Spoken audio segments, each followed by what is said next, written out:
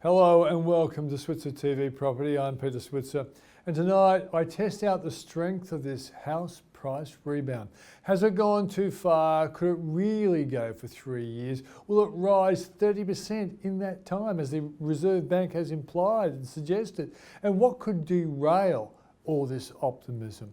We'll start with the CEO of Century 21, Charles Tarbey, who shows us, using charts, how strong this market actually is. Then I talked to Eliza, Owen. Now, she's the head of Australian research for the country's most quoted house price data watcher, CoreLogic, to see what are the numbers really doing, where are the gains the biggest. And then AMP Capital's economist Diana Mousina looks at the reasons for this house price boom, how long it can keep on going for, and what might just kill it off. So that's the show. Let's kick off with the CEO of one of the country's biggest real estate agencies, Charles Tarbey from Century 21.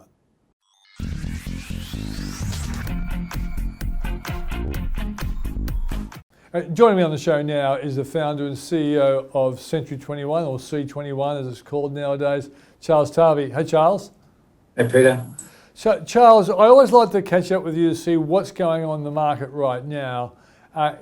Before we start looking at a few charts you sent over to us, why don't you tell us what you're seeing in this, what is always being described nowadays as a very hot market? Yeah, it is a very interesting marketplace. It's sort of like a bit of a catch-up marketplace, Peter, and I think we're almost there. A lot of people are seeing it sort of run away, but a lot of people have also forgotten that it's only just a few short years ago, the actual market stalled and prices sort of started dropping a little bit. And I think that where we are now is we're watching all these different marketplaces catch up, and some of them are now going just a little bit beyond where they were. So there seems to be a lot of excitement, and there certainly is, but I do think it's more of a catch-up phase than anything else at this point in time. Okay, so let's go to the charts you provide. The first one is the national auction clearance rates. And yeah. Why don't you talk to what we're seeing on the screen? Yeah, look, they're quite extraordinary, those charts, because you are seeing a pattern, and that's what we've got to keep looking for, is those patterns that go on around the marketplace. A lot of people will say that, look, again, auctions aren't really a clear indication, but they to me are definitely a stat that we have to watch very, very closely. We're watching the clearance rate just move beyond where they were last year, this time last year, 88% in Sydney, 88.2% in Sydney, with not too many less auctions than this time last year when it was only 74.5%. But the standout that's really driving this marketplace, or the auction clearance rates, is Canberra. Canberra has been in the 90s for the last 3 weeks, coming in at 92.4% with 79 auctions for the week. So when you add all of those stats together, even Brisbane came in at 79.4%, and it was 45.1 this time last year. So you add all of that together and just come up with this extraordinary stat of 84+% in the 80s, 3 weeks in a row. It is unbelievable. I tell you, Peter, if there was more stock around, a lot of people might think that the clearance rates would drop, but they wouldn't at the moment, because there's just so many people out there in the marketplace, so many buyers out there in the marketplace, as opposed to the number of listings. It's going to sit like that for a little bit longer. And clearly the biggest driver of all is the unbelievably low interest rates, where yes. even I think St George and another Westpac related bank are offering $4,000 cashbacks on what, 3 or 4 fixed year home loans under 2%. So you can see why people are out there with their ears pinned back looking for a property. Oh, it's extraordinary, as you and I have spoken about before, when interest rates were really high. I mean, if you borrow $400,000 today at today's interest rates, you might be paying $10,000 in repayments a year. But if you borrowed $400,000 way back when we were buying our properties, you'd be paying somewhere in the order of $38,000 a year for the same amount of money. It's absolutely staggering. Let's go to your second one. This is homes advertised for sale. Yeah. And we know there's been a supply problem for a long time. Even when the prices were stalling, I don't think you said there was a rush for people to sell their houses. But what is this one telling you? Well, we're starting to see that rise nearly every week now. I can tell you that the last 5 weeks of recording this information, the stock levels have climbed. I mean, they were 35% lower than this time last year in early January. Right now, they're 26.84% lower than this time last year. So that is a massive indication that all of those people who have been hanging on and waiting to see what might happen, coupled with the festive season, are coming into the marketplace. Now, when you have that happen, as you know, Peter, when the supply meets demand, it starts tapering out. Wow. And we think that that's where it's heading. A lot of people have moved to regional areas because those values are exceptional. But once again, it's like that wave, Sydney, Brisbane, all the capital cities. As soon as their prices start to rise, it doesn't take much longer than a few months before the regional areas start to feel that wave. And that's what's been happening. So I think that wave will settle down the more and more stock that comes on into the marketplace. And we are seeing that every week. Okay. So from that chart there, it tells you about 62,000 in February and it's climbing up now towards 70,000. What kind of number houses for sale is a more average, if that's a relevant... Well, if you look strongly at the chart, Pete, and you go back to April 2019, where there was just under 120,000 homes advertised for sale, we're still a long way off from there. Yeah. So I think that it's going to need to get past that 100 mark before we start to see something really change dramatically. And Pete, that can happen very quickly because there's a lot of people sit on the fence. And especially when you're watching the prices move as quickly as they have, even people who had no interest in selling, when they see prices like this, start thinking about it very, very strongly. And it doesn't take much before there's an overflow of stock, which we've seen on a number of occasions. That's the feeling I'm getting right now. If I look at my experiences over the many cycles I've been involved in real estate, I'm seeing that those interest rates, they're not going to move much. That's fine. I don't think the interest rates is going to be the factor here. I think there are 3 other things at play. But one of those, stock levels start rising. 2, I think the banks are going to get a little bit more cautious down the track. And 3, I think valuers will probably get a little bit more gun shy. And I think those three things combined as we move down in the next few months of this year, I think those things will impact on the way the marketplace looks. Okay, let's go to the third one. This one looks at your residential rent price movements. And what's the story there? Not every capital city has been moving upward, that's for sure. And as some have been moving better than others. We talked about Hobart as being one of those capital cities that's moved very, very strongly. But I think we'll come into a period of decline. So when I look at that rent movement, one of the things that I noticed very, very strongly is the fact that the differences between what it was like going back 5 or 6 years ago to where it is today. And if I look at the Sydney market as an example, it's been declining more than any other capital city in terms of rental movement, while Queensland and Victoria and WA and Tassie in particular has moved upwards in rent. Tasmania has been the best performing state in terms of what it was like from going back 4 or 5 years ago. But Sydney has gone backwards. WA has gone backwards a little bit, but most of the other capital cities are starting to hold their own pretty well. As you know, Perth and Northern Territory suffered very, very strongly, not just in price decline, but in vacancy rates and rent. The vacancy rates in Perth, in my portfolio just a year and a half, 2 years ago, were sitting around 11, 12, 13%. And that next chart covers those vacancy rates, and you'll see the difference today compared to what it was like just a short period of time ago. Okay, let's go to those vacancy rates. Yeah, well, that's the part, again, Vic is fantastic. It's been sitting low in the low 0.53%. Sydney has been probably, which is interesting, the worst performing out of the 3 charts I kept was I looked at the West Coast and I looked at the 2 major capital cities on the East Coast. And Perth, as I mentioned, was the worst. And when I look at it now, it's only 0.85% vacancy rate.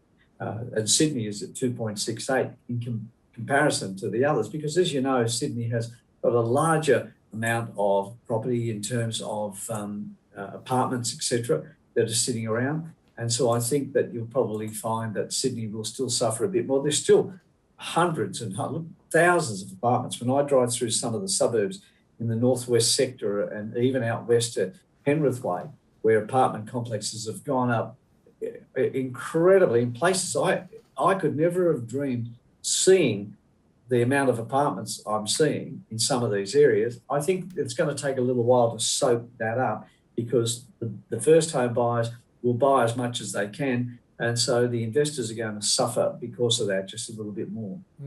And looking at that chart, Charles, what's capital cities would be the worst place to try and get a rental property right now?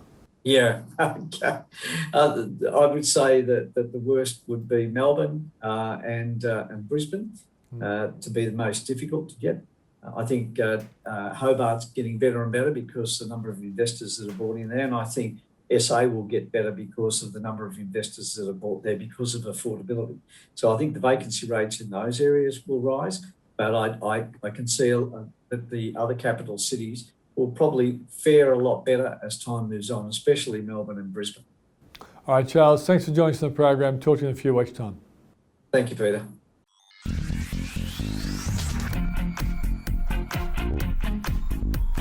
Well, we all know that the housing market is very, very hot. And one organisation that watches those prices very carefully, of course, is CoreLogic. And we've got Eliza, Owen from that company with us right now. Eliza, thanks for joining us. Thank you for having me. Why don't you take us around the country and tell us what kind of data, be it price rises, auction clearance rates, that you're seeing as you look around the country?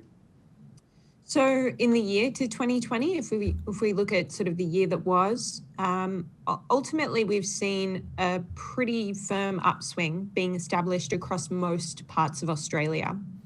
Growth over the year has been led by some of the smaller capital cities, with Darwin actually leading capital city growth over the year, and that's off the back of a very long and large decline in that market. So values across Darwin are sitting over 11% higher in the year to Jan, but they're still about 24% below their record high, which was in 2014. In the December quarter, we saw the start of an upswing trend across Melbourne, which has left values 2% lower over the year, being the sort of worst performing capital city. But due to that acceleration in the December quarter, it's looking better than we may have expected. And on those more high frequency quarterly growth rates, that's where we're seeing the momentum in each housing market. So it's looking like a pretty good year. It's looking particularly for sellers that prices are continuing to rise. There's pretty low levels of stock on the market.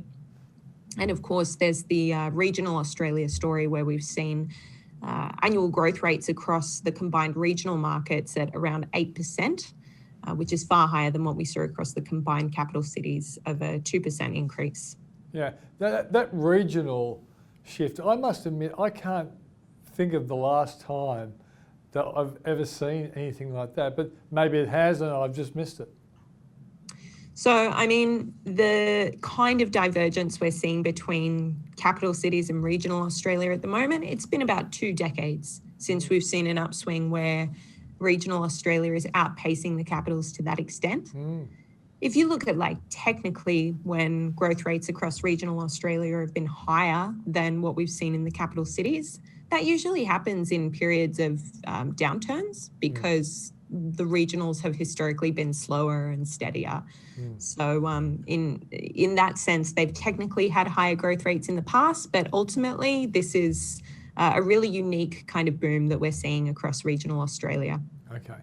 I don't want to be Sydney-centric, but there are a lot of people who live in Sydney. What's been happening to the Sydney house price story? Yeah, so Sydney wound up 2% higher over the year. The median house value across the city has ticked back over the $1 million mark. And in clearance rates, we're seeing a final clearance rate that's averaged about 82% for the past 4 weeks. So a lot of that growth in the market has been driven through the December quarter into January. And I'd imagine for this month, we're going to see some pretty strong results as well. So a lot of momentum happening there. Overall, that market is still about 4% below its record high, which was back in 2017. But the way things are going, we think that that could reach a new record high over 2021. Yeah. Do you guys ever do any work linking interest rates to house price movements? So the RBA's actually done some work on this in the past.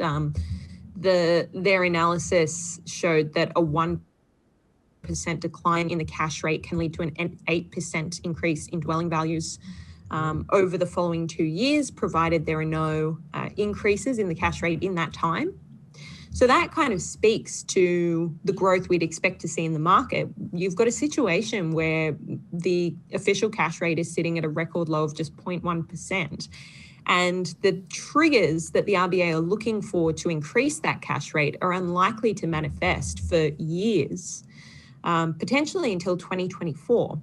So based on that, I mean, that explains a lot of the growth that we've seen in the market and might expect to see in the market over this year. Yeah, and so when you hear some generalised predictions, and even the Reserve Bank has said this, that they're kind of expecting a 30% rise in house prices over a 3-year period, do you guys think that's within the ballpark?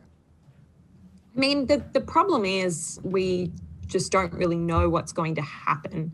I think a 10% increase nationally over the next 12 months is probably not an unreasonable increase to expect across the market. But, you know, I was saying back in late 2019 that dwelling values would hit a new record high, and then we had a global pandemic. So you just never really know what might happen to the market, what might disrupt the market. And importantly, I think we can't underestimate the institutional response. You know, if we see APRA come in with more formalized constraints around debt to income ratios or loan to income ratios, that could slow down momentum. It's really hard to say, hard to say. But ultimately, I think there's probably more tailwinds suggesting growth in the market at the moment. Okay. You've done some work on what might happen to the housing sector as a consequence of changes to JobSeeker and JobKeeper. What were your conclusions? So looking at the changes to the JobSeeker supplement, we get asked a lot what kind of impact that's going to have on the housing market. So I did a little bit of work to try and understand if there would be an impact. Ultimately, I don't know that there will be a big impact on the housing market, certainly not at the aggregate level. We've seen that areas that have the highest portion of JobSeeker recipients as a portion of their population, rents have actually increased since COVID-19, and they've also increased in these areas since there was a substantial reduction to the JobSeeker payment in September. So I can't really see any discernible impact of changes to JobSeeker on the rental markets in aggregate, where you would expect there to be more of an effect. But that's not to say that individual households won't be facing more housing stress and even the threat of homelessness from reduced capability to keep up with rising rents and rising prices. Do you guys take any measures of mortgage stress? Because there are some experts out there, maybe self-appointed experts, who tend to track what they think is mortgage stress. Do you guys actually have any sort of formal monitoring of what might be mortgage stress? Well, we would look at affordability metrics. So we have 4 different affordability metrics that we produce, which is looking at the ratio of interest payments to income, rents to income, the dwelling value to income ratio, and the years taken to save a 20% deposit. And look, I would expect that when we're looking at those, they are at the median level. I think they would probably deteriorate except for the interest to income repayment due to the falling mortgage rates. In terms of household stress, I think it's really hard because you're looking at quite a small or not a small segment, but a lower income segment of the market, which, you know, doesn't always have the data readily available. So it's not something that we track, I guess, where it's more acutely felt, because at the moment we're just looking at it at the median level. Yeah. But there could be potential to look at it at different income levels and different housing stock levels as well. It just seems to me that there's a lot of subjective assumptions you'd have to make to really give you an accurate idea of mortgage stress, because if you're a low income person and you lose your job and you've got a mortgage to pay, that's mortgage stress.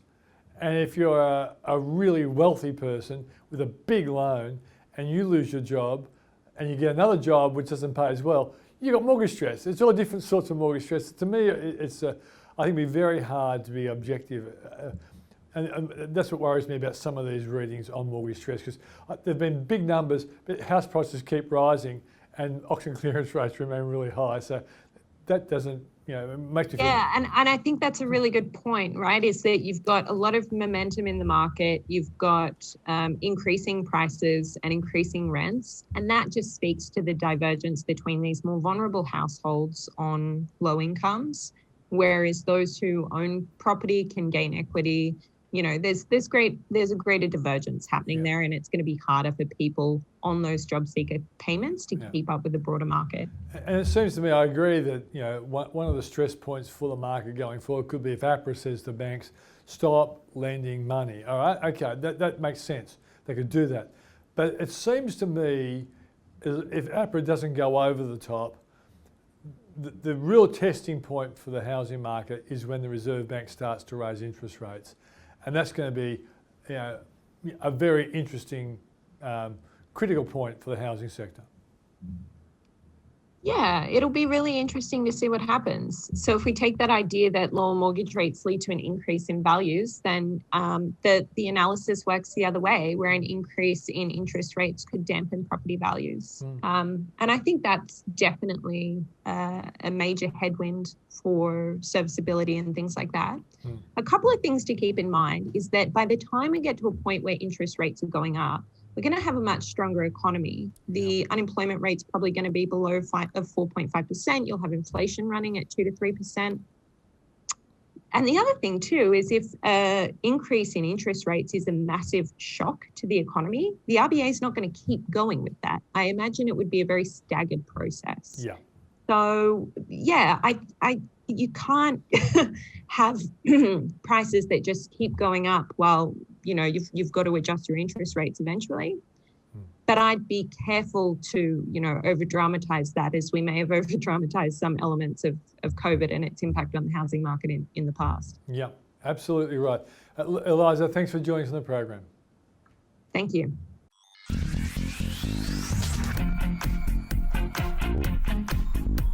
Okay, let's get the economic take on what might happen to the housing sector with Diana Mousina, economist at AMP Capital. Great to see you, Diana.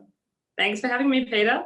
Okay, let's just start off with some of the economic stuff you've been looking at lately. You've looked at the strength of the building numbers, looking pretty good. I mean, the approvals data is completely recovering well above pre-COVID levels. There's obviously a lot of momentum in new housing construction, and I think a lot of that is down to the home builder package that the government has now extended until, I think, March this year. So it's obviously given people a lot of incentive to go out there and either do major alterations or to purchase a new home. And of course, the low interest rate environment helps with all of that. Yeah. So now today, really strong business investment numbers came out, and I was really looking forward to that. I mentioned it on my 2GB spot last Saturday with Chris Smith. This is a number that we know the consumers are back, but it wasn't complete. We weren't completely convinced that business is getting involved. Do these numbers say that's the case? Well, it looks a lot better than the weak points that we saw in 2020. Business investment looked like it was falling off a cliff at the worst part of the COVID pandemic last year. I mean, things definitely are improving, but business investment is still well down compared to a year ago, whereas the consumer has nearly fully recovered. So I guess it again goes to this point that the fiscal stimulus was very much concentrated towards supplementing consumer incomes, and that's clearly worked. Consumers are in a position of strength, whereas I think for businesses, while you still have this period of uncertainty, it is difficult to get investment plans completely back to where they were before COVID. They probably need a bit more certainty. Yeah. What I'm seeing in our own business is a lot more businesses, big end of town businesses, are saying yes to proposals, or at least are seriously considering it, where last year it was like, let's all cut all costs, forget it, we're not going to do anything innovative.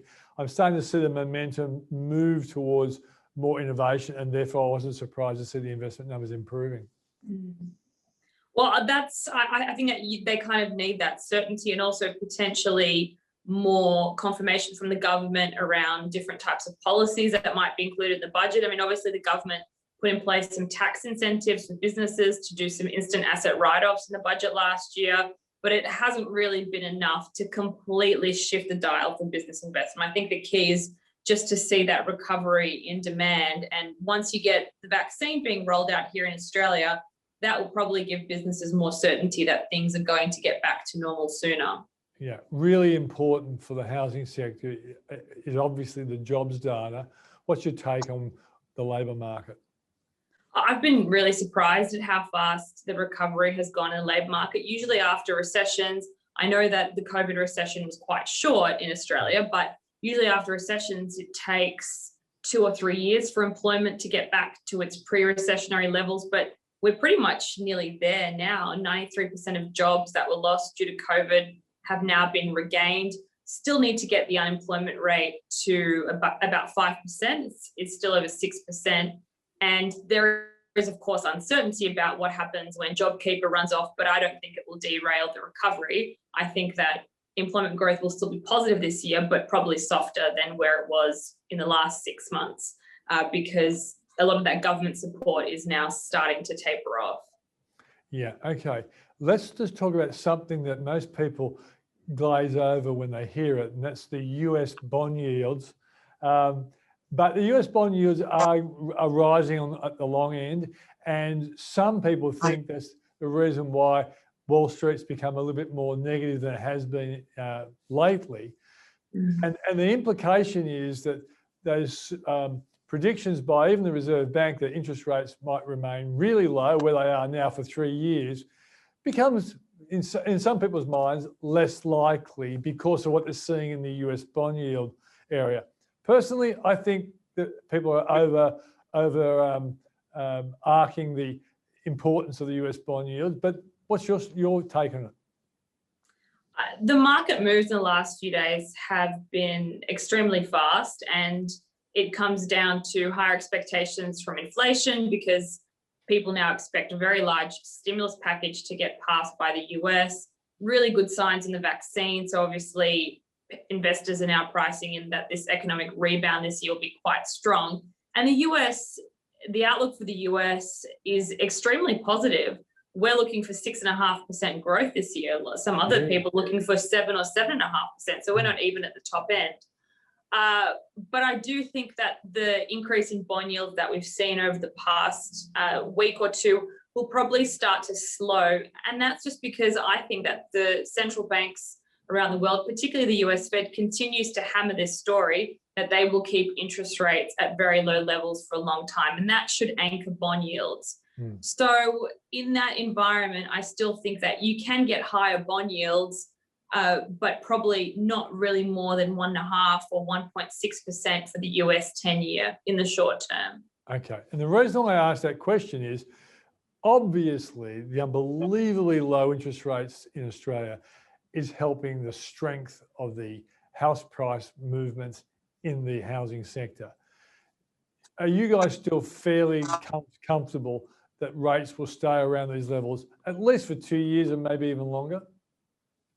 I think 2 years is reasonable. The Reserve Bank have still been saying, well, they haven't changed their rhetoric that they're not going to change interest rates until sometime in 2024. We think that hike will happen in 2023, earlier than what the Reserve Bank expects. But I mean, obviously, they're not tied to that forecast. They can change their view whenever they want to. And the market's been moving on the expectation that you might even get a rate hike sooner than 2023.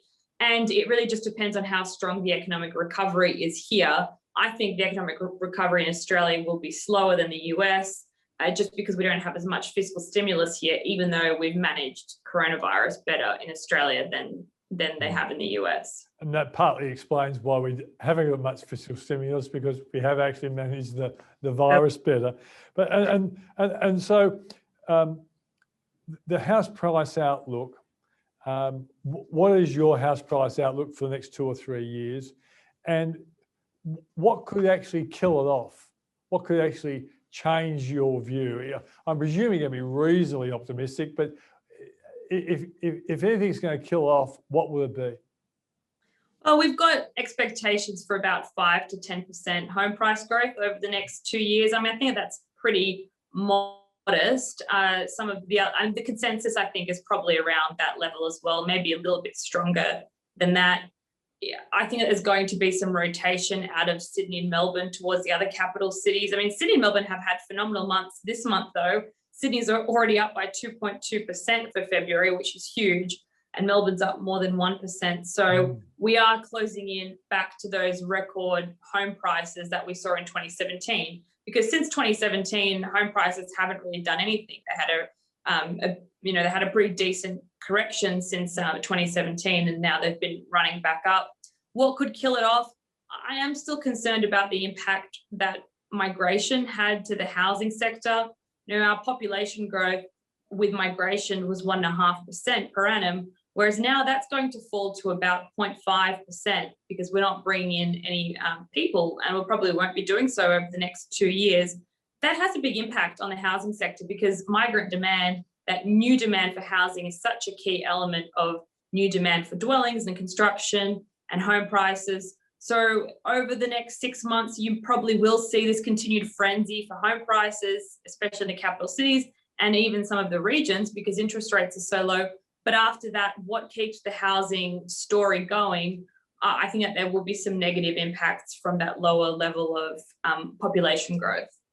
Yeah, but what about the fact that so many Australians who are expats, living the life of Riley overseas, and us here hating them because they were living the life of Riley, now they're all coming home.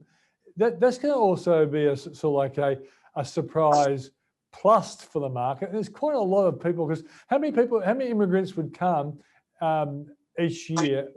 I've got a number like 300,000 in my head, but maybe I'm wrong.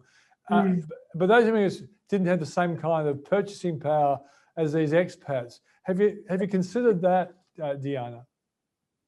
Oh, we have, but the government themselves think that there will still be a net outflow of migration. So the population growth numbers, even considering for those people that are going to come back, which the government I think has considered in their forecasts, or at least some of those people will come back. I just think that the impact from migration completely offsets it. And you're right, it's about 250,000 or so migrants that used to come to Australia every single year. And a lot of those migrants are on skilled visas, which means that they're on a higher income range, right. Which is positive for home prices. Yeah, okay. Is there anything else you think we should know about what you think the housing sector is going to do over the next year or two? Well, I think that the differences between regional and other capital cities' growth will still be quite important. We've obviously been seeing over the last few years that Sydney and Melbourne have been completely outpacing every other capital city in the region and the regional cities. But I think that Sydney and Melbourne price growth is set to slow more compared to the other regions just because of the impact from migration. So I would look for regions and non-Sydney and Melbourne capital cities to outperform. And I'm particularly bullish on areas like Darwin and Perth that have obviously had years of underperformance. I think that those two areas will do quite well. There's a lot of support for first home buyers in Perth as well. But one thing to watch for, and this is another thing I should have mentioned as well, what could kill off the home price growth? APRA regulations around macroprudential policy. that's going to be a risk if the investors come back into the market, which they could do if they become more positive about rental growth over the next 6 months. Okay. And you have actually bought a house recently. Did you buy it at auction? And was it a very difficult experience competing against all these people who want to buy the house that you wanted to buy? It was the most stressful experience ever. We didn't buy it at auction in the end, but I keep looking at the home price data every single day, and I'm just feeling very happy that we decided to make that decision, even though we took on a huge amount of debt. I think it was the right one, because prices in Sydney are extremely competitive, especially if you want to live sort of close to the beach, which is what we decided to do.